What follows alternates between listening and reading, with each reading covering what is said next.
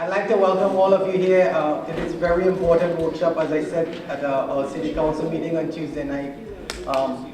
The comp plan amendment is one of the things that we do every year. Every 5 to 7 years, we start the process on the 5th year and it gets adopted on the 7th. So with the City of North Miami, in this case, our adoption should be by September of this year, September of 2015. But before I get into everything, I'd like to introduce our mayor, my deputy, Dr. Claude, Tanya, my planning director, Duke, sorry, where are you hiding now? Duke, I know Derek was here. I'd like to also welcome our consultants, Michelle Melvin and Associates. You know, I know it's a hard job, but again, thanks for being here, and it's a big job. Thanks again, and with that, I'd like to just turn it over to, Nixon, our city planner, sorry. I'd like to turn it over to the mayor for a few welcome remarks, and we'll take it over from there. Thanks. Thank you very much. Good evening. Good evening. Good evening. Bonsoir. Bonsoir. Guten Tag. Nobody knows Guten Tag? Yes. That's the only thing I know. I'm very excited to be here. As the director of CP&D knows, we've been having numerous meetings along with the city manager and as well as building and zoning department, the personnel. I always say to people, I may not look young, but I'm still young at heart, and I consider myself a modern man.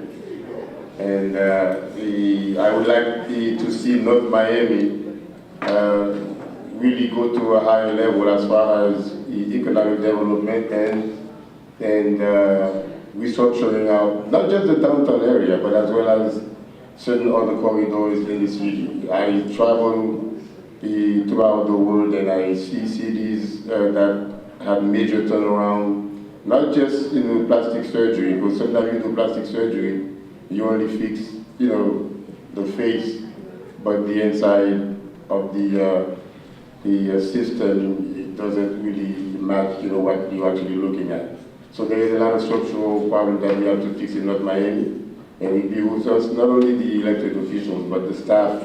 You will find out, if you really take some time to really evaluate any municipality, the politicians don't even do 10% of what the staff does. So I really applaud the Department of CP&D, especially the director under the direction of Madame Wilson Sejour, right? I should always say Wilson first, I'm sorry. And I'm very excited actually, and I really commend you for being here, the residents, and you should always be involved, and this is where you pay your taxes. Your voice should always be heard. And it is your business to make the business of North Miami your business. Did I say it right? It is your business to make the business of City of North Miami your business. So therefore, we work for you, and we do listen to you when you speak. We will not always agree on everything, but sometimes we make decisions that benefit the whole city, but not just the interest of one particular person. But sometimes changes come and it's kind of hard to accept sometimes. But I would like, my vision is to see North Miami. I would like to start seeing some cranes, some construction machines. I would like to see some building being erected in North Miami. I would like to see traffic. I would like to see 5-star restaurants. I would like to see people have areas where they can go, and promenade areas, park, areas where they can go in and have a nice time with their family, their children, children. North Miami has a lot of potential, as you know it. So this project, this downtown redevelopment project is a very good project. It will bring a lot of jobs, but we just have to approach it with a lot of prudence. And President Obama said, we did not come to fear the future, but we came to embrace it. So So we are embracing the future, and let's shape it. Let's give it a shape that is palatable to everybody so that we can move with a united front and make North Miami the city it's supposed to be. Thank you very much to the Melbourne group. And my wife always says you tend to talk too much, you're supposed to just say welcome, and that's it. But I'm just so excited about this project. I know what it's going to be. I know 10 years from now, North Miami is going to be a totally different city in a positive way. So we are on the move. So with that being said, I'll give the floor to the people who are really going to give you the meat of the information that you came for. Thank you very much and enjoy yourself.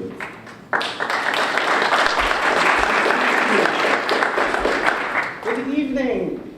We're sounding a little bit sleepy. This is intended to be a very interactive workshop. I'd like to welcome you all again for attending the Comprehensive Plan Update Workshop. It's a very important process. I'm happy to see the turnout tonight. This will not be the last of the discussion. It will not be the last workshop. It's the first in a series of 4 workshops that we'll have in the discussion of updating the comprehensive plan. For those of you that weren't here 7 years ago, it's a document that we update every 7 years. It's state mandated, it's required, it's the law. You'll recognize in the document that we have from 2007 when it was adopted. Unfortunately, we had a downturn in the economy, the recession hit, and even though we had incredible plans that were outlined in that document, changing the height was a significant discussion back then. Discussions regarding the new land use for mixed use, that was a major deal back then. We had many sustainable elements and topics that were included in them. Unfortunately, the market itself wasn't in place at the time to have the surge of redevelopment that we had anticipated back in 2007. Here we are again in 2015, and we're looking at envisioning North Miami. And the purpose of the comprehensive plan, of course, is looking at the overarching vision of your city. Who are you, and what do you anticipate becoming for the next 7 years and beyond? So I will say it's a very critical document. I'll dare say it's the most important policy document that we have as a city. It's a 2-part document. Half the document is in text form. So you'll see policies outlined. For those of you that have never seen it, the purpose tonight that we'll have is an actual educational discussion so you can understand the purpose of the comprehensive plan and how it functions. So the 2-part document is half of it discusses policies. So it has over 9 chapters. It discusses transportation, environment, economic development, housing, and so forth. And the other half, which is very critical, is an actual map, your future land use map. There's a copy of it there that you'll see on the easel. That has a depiction in colors of the different land uses that are allowed, the designations that you have throughout your city. So together the marriage of the policy and the map itself is what you call the comprehensive plan. To partner with us in that effort, we have retained the Melbourne Planning Group. And this is a consultant firm that was actually responsible for the preparation back in 2007. They're here with us again at the table. So Michelle Melbourne will be providing a presentation tonight. It's not just going to be a monologue where she's presenting and speaking and you're listening for the next 2 hours, I promise you. It's intended to be an interactive exercise. So after you get the presentation and the education, you understand why you're here and how the document works. Then you get to put your hands in the clay, and there's an interactive exercise towards the end of the presentation where you'll get a chance to give your ideas. If we're talking about who we are, you are North Miami. You live here, your businesses, you own property. So certainly staff can't have a vision for you. So the intent of the workshop is to hear from you and to understand the people who vote and the people who pay property taxes, what do they envision the city becoming in the next 7 years? Everybody gets that. So it's important for you when you leave here to stay informed and to stay involved in the process. We will have a draft that we'll upload online so you get an opportunity to look through the policies, and if there are things that you believe that we should add to make it more fruitful, you email your recommendations or you fax whatever means you use to get that information to us. And of course, the next time you'll hear from us again, when we have the next workshop, you have an opportunity for those that weren't here to get them involved in the process also. So with that, 2 important things before I invite the consultant up. Those that rushed in very quickly and forgot to pick up these 2 pieces of information, very important. We have an overview of the process. So it's a lot of information that will be coming at you tonight. So when you leave, please take a copy of this. It explains from start to finish.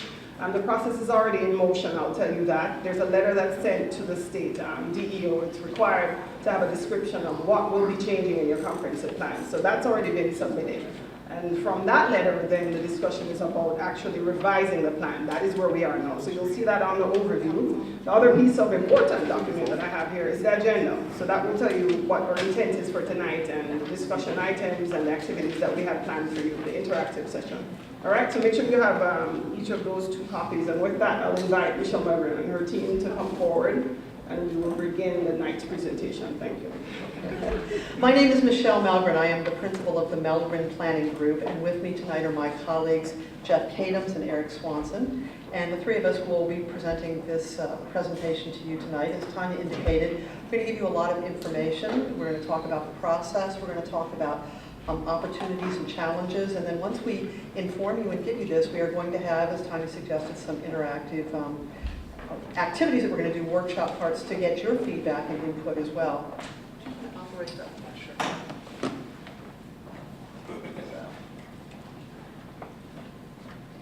As the planning director, Tanya, indicated, it's a process that really already started. It started back in September of 2014. There was a letter that was sent to the State Land Planning Agency, which is the Department of Economic Opportunity. And then from there, we are required to prepare this update. The purpose of this workshop tonight is to educate you on the comprehensive planning process, and we'll talk a little bit about that. We're going to give you, as I suggested, a profile of the city, some background, kind of where we are, and then we're going to do the visioning exercises. So to begin with, the comprehensive plan is a document that is required by Florida statutes, Chapter 163, Part 3. And quite simply, in broad terms, it is a policy document that guides future development in a responsible manner. That is the purpose of it. It ensures that we have sufficient services and facilities in place to accommodate growth, so it doesn't happen in a haphazard or irresponsible fashion. The plan itself is made up of optional and required elements, and basically it's a tool to govern decision making because it's a stated vision for the future. And we do this once every 7 years or so by state law. You don't want to be doing it every year because then it's not a stated vision. It becomes a little bit too fluid to be a meaningful document. So you see here on the screen on the left-hand side all of the required elements that we are required to include in the comprehensive plan, and all of these tie back together to address responsible development, from land use, transportation, housing, infrastructure, public schools, and so forth. The state law also says that you can have some optional elements, and right now the City of North Miami Comprehensive Plan does have one optional element, which is an economic element. But we're going to be adding something new this time around, and that is a climate change element. And we're going to talk a little bit more about that through this presentation, about climate change and some of the initiatives that the city is very proactively taking. That's basically what we're doing. As I mentioned, this is statutorily required once every 7 years.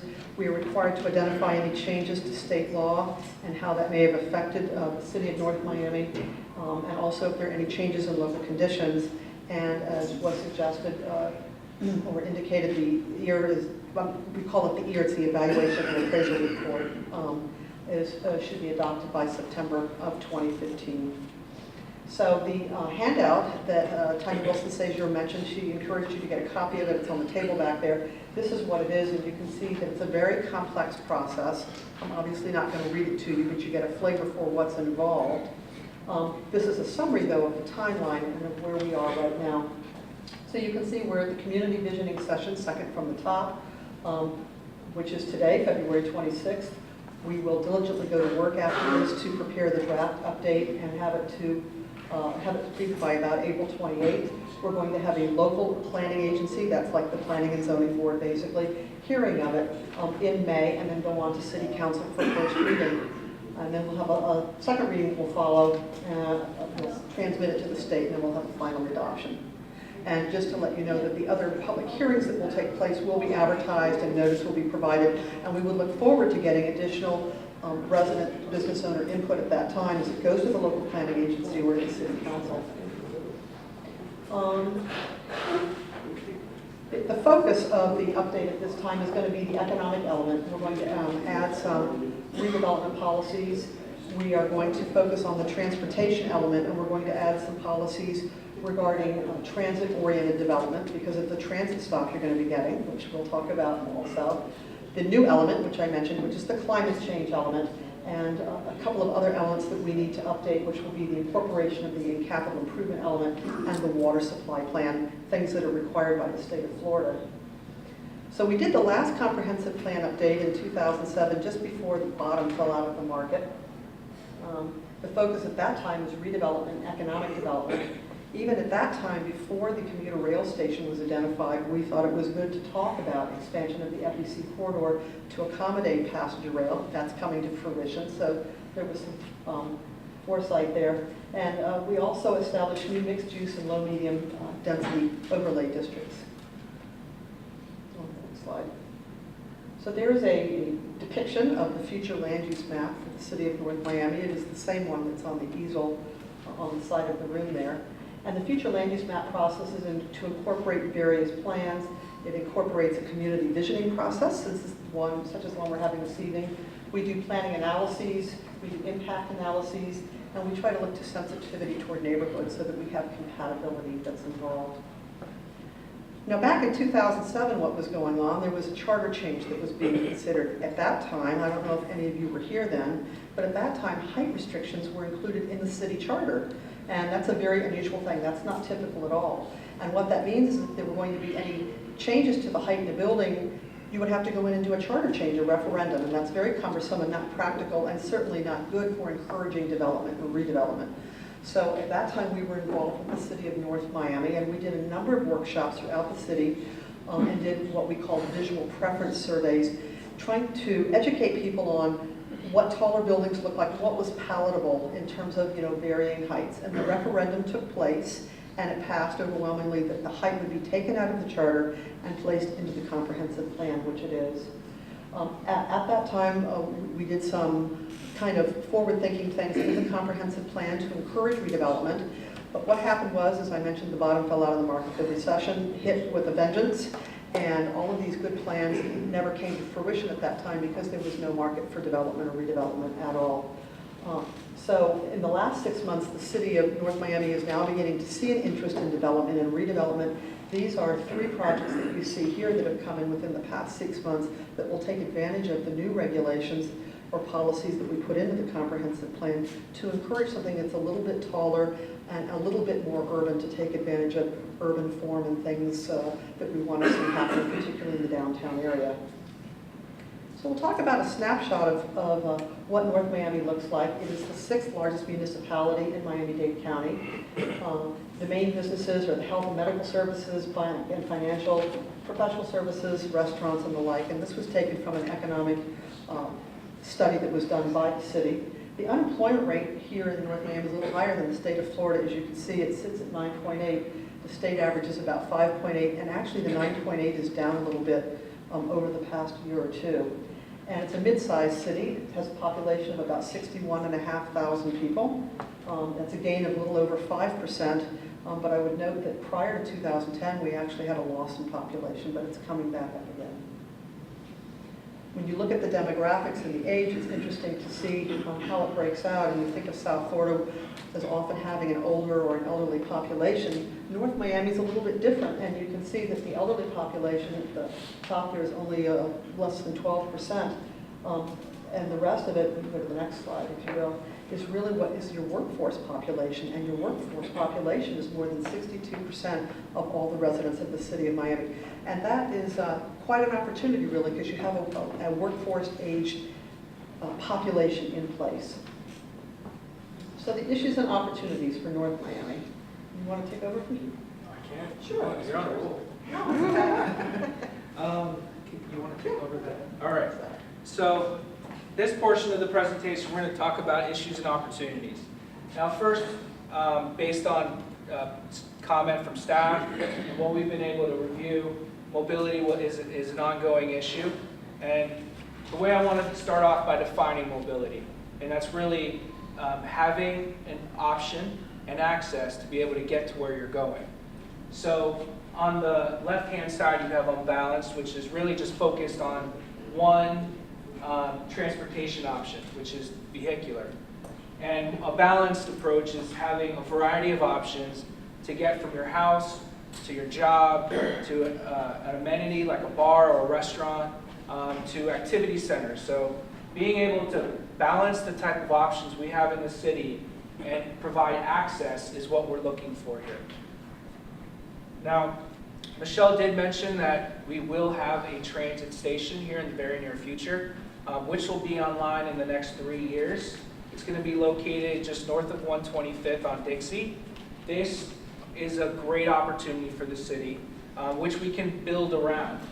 It's called the Tri-Rail Coastal Link.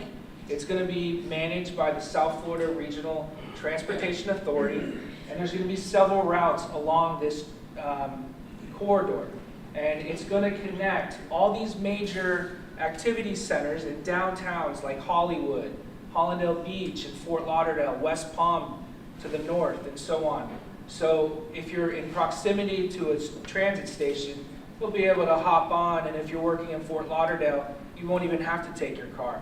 So these are ways that are changing the region, and North Miami is in a great geographic position to take advantage of. Next slide. Now this is just to give you context of what it means to have a station here. One train, you can literally remove 400 cars from your street hierarchy, your street network. Next slide. Now, there was a recent report that came out. It was done by the South Florida Regional Transportation Authority. They manage the Tri-Rail, which is just west of 95. And they came out with an opportunities report that took a look at all the areas where these stations are going to be located. And what they came up with is transportation-oriented development opportunities. And over the next few years or so, once the station is online and the commuter rail service is online, there's various vacant lands and existing land uses that can really come to realization. Now there's some great examples that we want to point to for successful TOD is what we call it, transportation-oriented development. One of which is South Miami. Now, South Miami took advantage of their light rail, and they updated their land use, their comprehensive plan, policies that help spur economic activity, providing a variety of uses, restaurants, amenities, even places to live, all within proximity to that station. So that's a great example of TOD. Another great example is downtown Kendall. Just provides the same type of options. What's interesting about downtown Kendall is that they had pedestrian priority zones. So rather than have a vehicular focus, it focused on the user, the pedestrian user, walking to stores, walking to where they live. Safety was the focus. Next slide.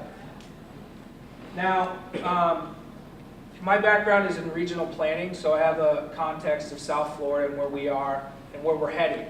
And there was a recent project, it was called 750, looked at the region, the 7 counties over 50 years. So they analyzed Miami-Dade County. And the existing conditions is today we have about 2.47 million people within the county. Next slide. Now what we're going to see over the next 50 years is you see this dark cloud. This is where most of the population is going to be absorbed. So this is where you see the population is stressed. It's going to be stressed in that area. Now we can change that trend in favor of North Miami and capture some of that population by building our city to provide the amenities and the type of walkability that millennials, the workforce population, that are desiring. So the big circles are transportation-oriented development, and they're along corridors that connect these different activity centers that have jobs and places to live. Right. I would point out that North Miami is just up near the top there on that. It's, yeah. All right, so we're moving on to some issues here, which is climate change and sea level rise. Now, up on this map over here shows you vulnerability of sea level rise, and that's by looking at the geography of the land and where areas may be below the water line, and there are areas that are higher risk than other areas. So this picture up on the far right is Miami Beach. So flooding does happen. Obviously, if you're a resident of Florida, I was born and raised in South Florida, and I've experienced it once or twice in my life. So it does happen, and you can expect, based on the trends, and we'll get more into it, that it's going to happen. It's going to continuously happen over the long run. Next slide. So here is sea level rise, and where you can expect inundation over the next 50 years is mostly in the southwest portion of the state. So this is, they call this area the 1,000-mile islands. Great for canoeing and camping, great place, but also along the coastal ridge of the southeast coast. Barrier islands are very vulnerable, as well as coastal communities like North Miami, certain portions of the city. Now, when you add in a 100-year flood or a storm or a hurricane, it's much greater effect, up to 2 to 3 feet more. So it's a very scary situation that the city is working diligently on to address. Next slide.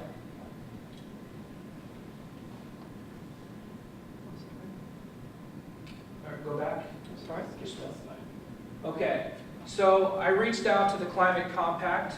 It's a South Florida initiative where county officials from Monroe, Broward, and Palm Beach are working together, or Broward, I'm sorry, working together to map our risk and how we can address these climate issues over the long run. We're really at ground zero here in South Florida. So many cities, just like North Miami, are updating their policies to address this for the future.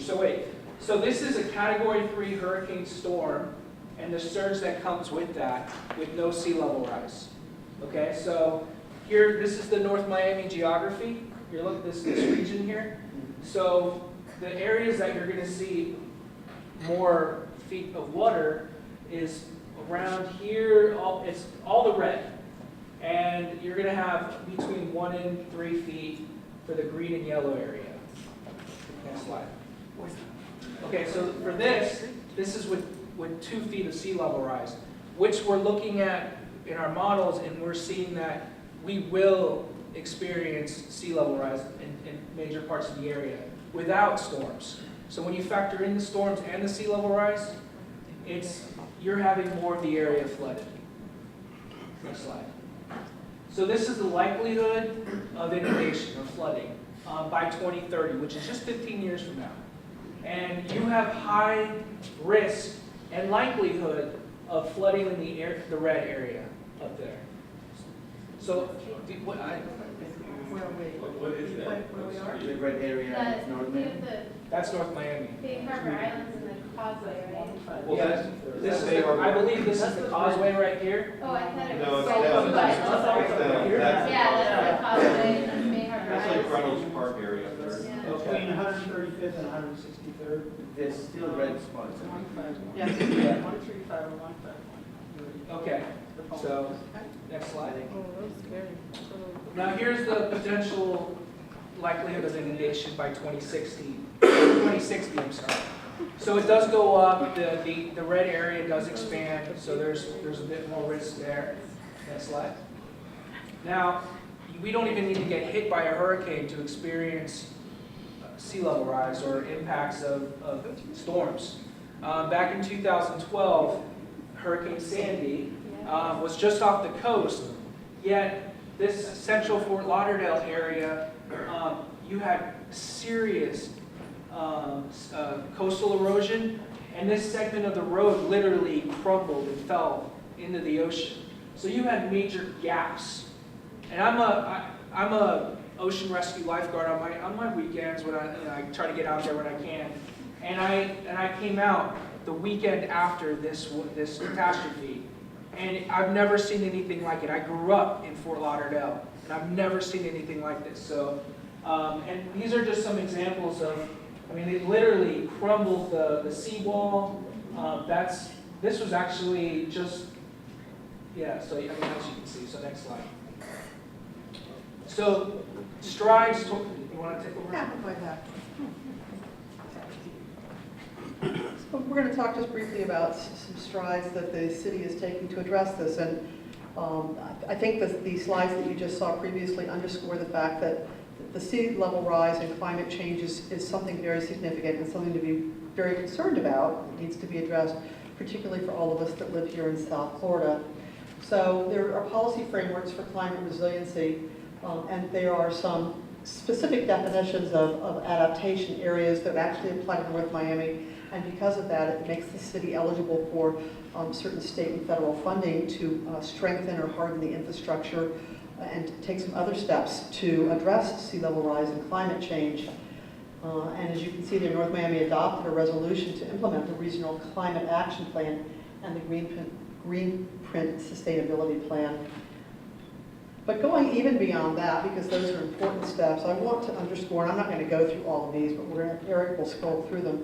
These are all of the things, the initiatives that the city of North Miami is undertaking to address climate change and sea level rise in a very proactive fashion. And I will tell you, we do work for a lot of cities around South Florida and the Florida in general. And I will tell you from our experience and exposure to other municipalities that we have not seen other cities take such a proactive stance as the city of North Miami is to address this very important issue.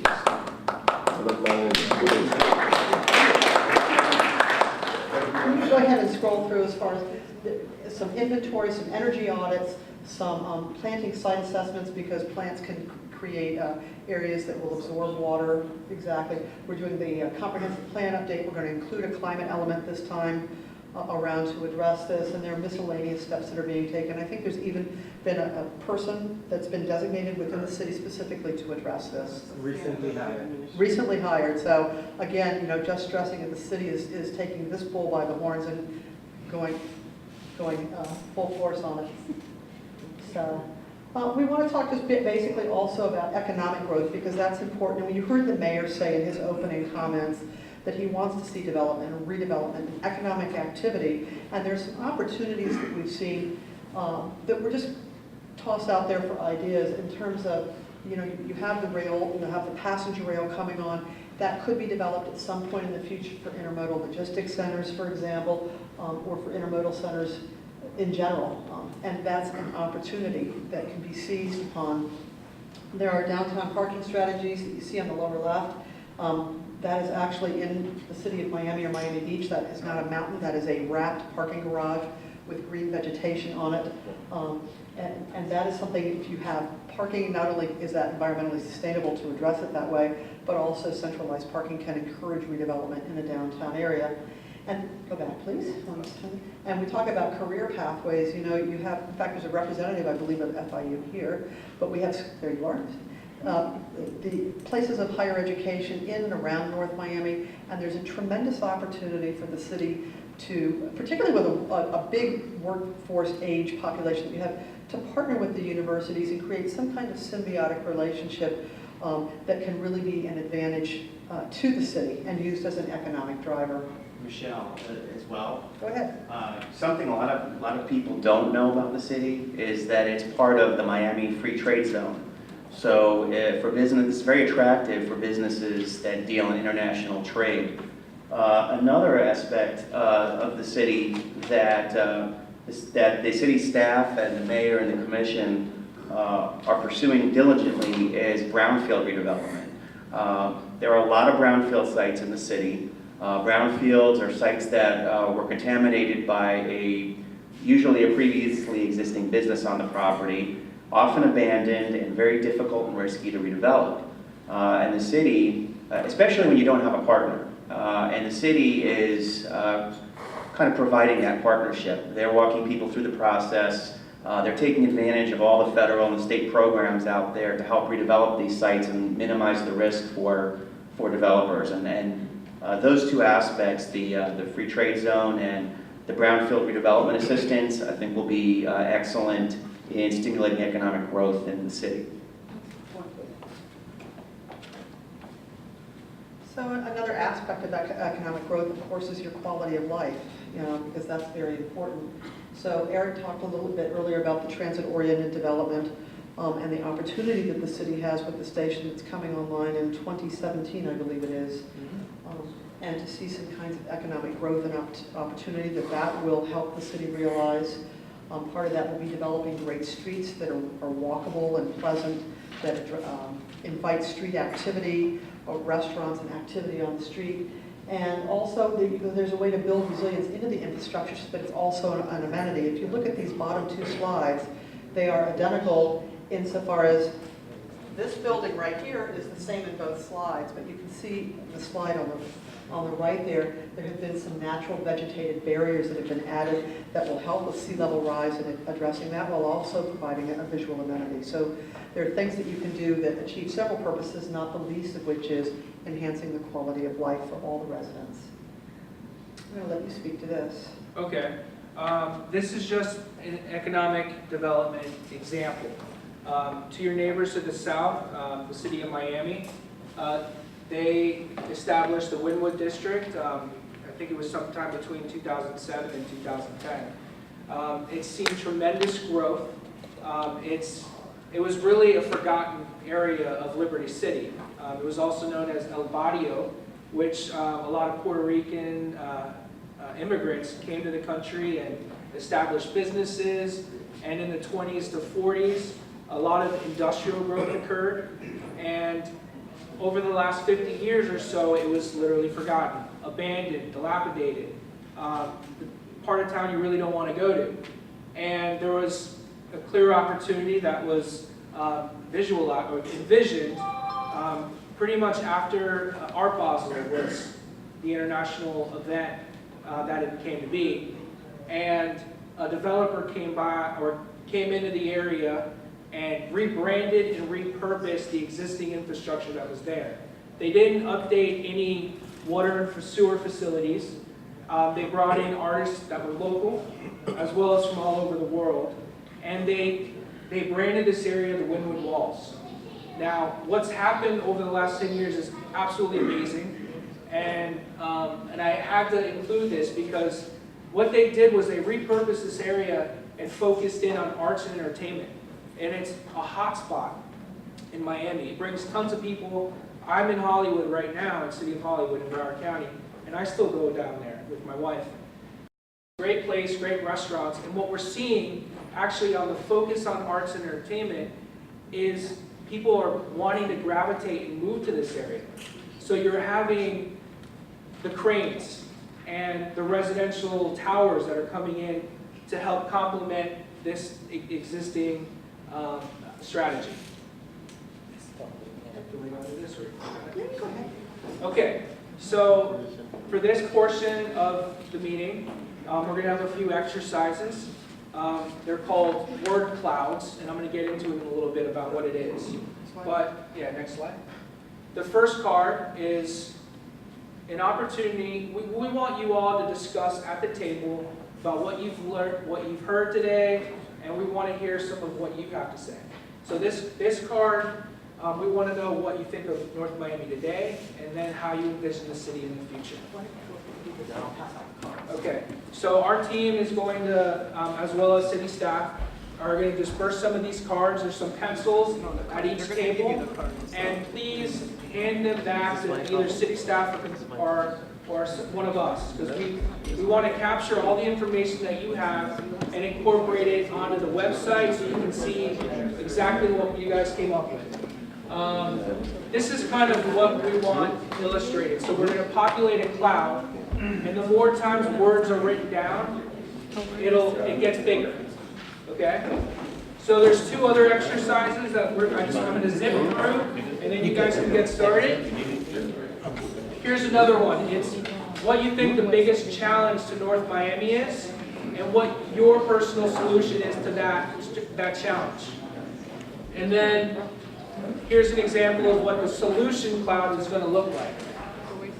And then lastly, we also want to know what your priorities are. So the final sheet you're going to get, we want you to list your top 3 priorities that you feel are important to the city of North Miami. Thank you. All right, all of this will be compiled, and we'll have it uploaded to the city website. And so if you have any questions, please ask any of us, and we'll be happy to help. Put your left arm.